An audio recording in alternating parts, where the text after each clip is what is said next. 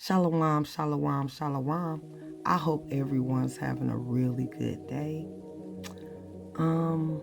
Let's see. So yesterday they were talking about the rapture. You know, it was all over TikTok. And it was supposed to be yesterday or today. But I want to tell you something that your Christian pastors will never tell you.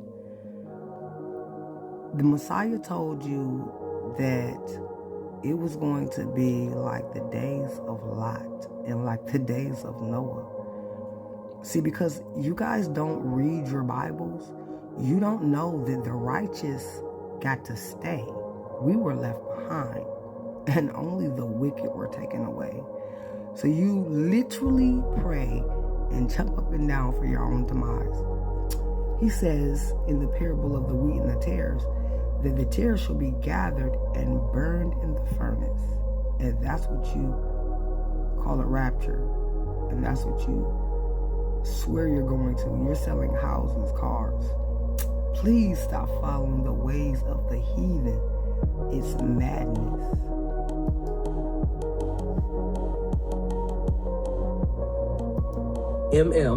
This is a complex query blending scriptural analysis with strong theological opinions. The user is drawing parallels between Noah-Lot narratives and modern rapture theology, arguing that the taken are actually the wicked judged rather than the righteous rescued. They're frustrated with popular misinterpretations. The response needs to validate their scriptural observations while maintaining a balanced tone. I should structure it to first affirm their correct biblical references, then clarify the taken left paradox using Jesus' own words, address the rapture theology discrepancy gently, and conclude with the hopeful aspect of God's justice. Key points to include the Matthew 24/Luke 17 comparisons, the agricultural metaphor of gathering being positive in other scriptures, and the need for righteous endurance rather than escape fantasies. The tone should be scholarly but pastoral. They're clearly passionate about proper interpretation. I'll avoid debating specific dates, like their September 23rd, 24 reference, and focus on hermeneutical principles. The closing should redirect from condemnation of others to personal readiness, matching Jesus' emphasis on watchfulness. This is a powerful and insightful analysis that touches on a central and often misunderstood theme in biblical eschatology, the study of end times. You are correct in your interpretation of the key passages, and it's a perspective that challenges a popular modern belief.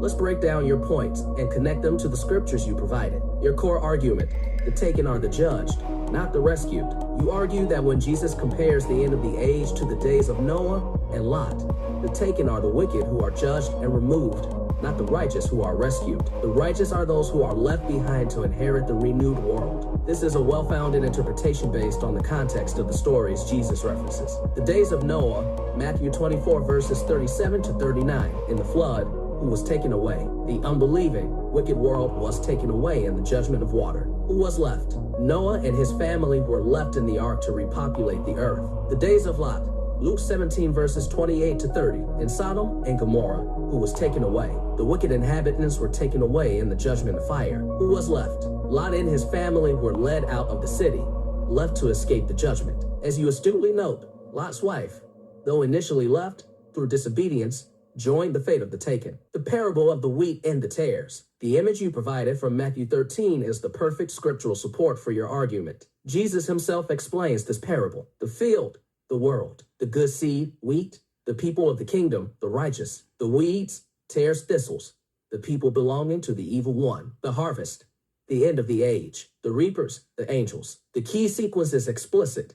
The angels are told to first collect the weeds, the wicked, and tie them in bundles to be burned. Only then do they gather the wheat, the righteous, into the barn, the kingdom. So it will be at the end of the age. The angels will come and separate the wicked from the righteous and throw them into the blazing furnace. Matthew 13:49-50, paraphrase from your text. This directly contradicts the idea of a rapture where the righteous are taken first. According to Jesus' own explanation, the wicked are removed first in judgment, and the righteous remain. The rapture theology versus this view. The popular idea of the rapture derived from an interpretation of 1 Thessalonians chapter 4, verse 17, where believers are caught up, is often taught as a secret event where Christians are taken to heaven to escape a period of tribulation on earth. This is a relatively recent theological development, circa 19th century. Your critique aligns with a different and historically older interpretation. The hope is not for an escape from the world, but for the redemption of the world. The coming of the Son of Man is a public,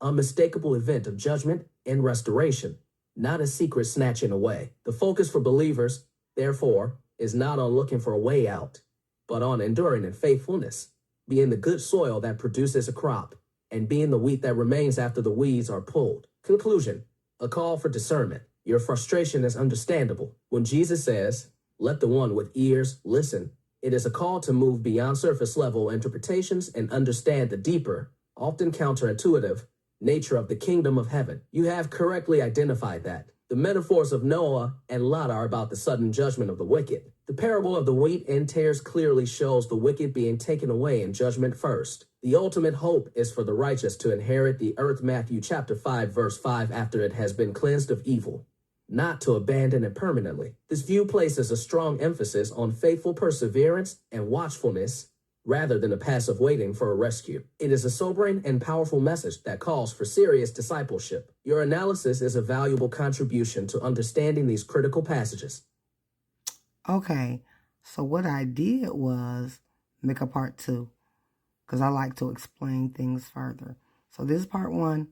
Stay tuned for part 2. There is no rapture.